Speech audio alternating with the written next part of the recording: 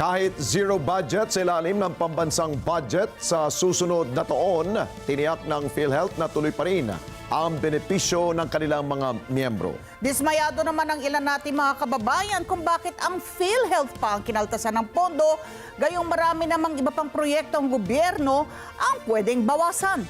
At ayon sa PhilHealth, may higit sa 200 bilyong pisong pondo ang naturang ahensya sa susunod na taon. Kaya tiniyak na sasapat naman ito sa lahat ng mga miyembro. Madeline Villar Moratillo sa balita.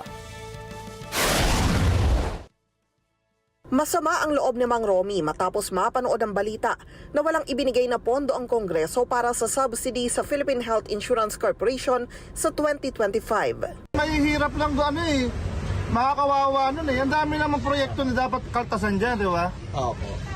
Bata man sa PhilHealth. Mahihirap pag may PhilHealth ka sa sa ospital, asikasuhin. Paano pa kaya? Pag wala na.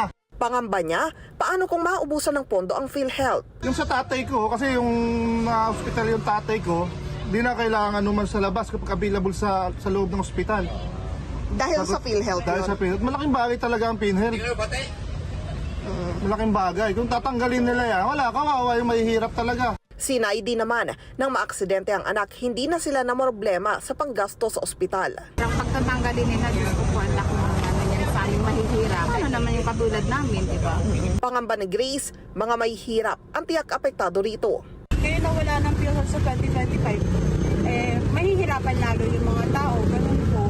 So dapat po, kung ganun yung ginawa nila, walang budget, alisin na lang po yung PhilHealth siguro sa mga ibabawas po sa sahod ng taong bayan. Pagtiyak naman ni Health Secretary Ted Herbosa, chairperson ng board ng PhilHealth, kaya pa rin tustusan ng PhilHealth ang benepisyo ng mga miyembro kahit pa mga indirect contributors. Git ni Herbosa, ang nawala lang naman ay ang subsidiya ng gobyerno. Yung kaya-kaya bayaran ng PhilHealth, yung 80 billion na subsidy ng mga indirect.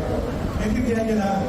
So, hindi po nawala ang budget ng PhilHealth. Wala pong mawawalang benepisyo. Paliwanag ng opisyal, may 284 bilyong pisong pondo ang PhilHealth para sa 2025.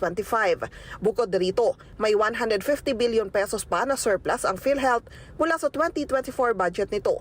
Sobra-sobra pa anya sa kailangan para mabayaran ang para sa indirect contributors. Ang subsidy anya ng gobyerno para sa indirect contributors, 5,000 piso.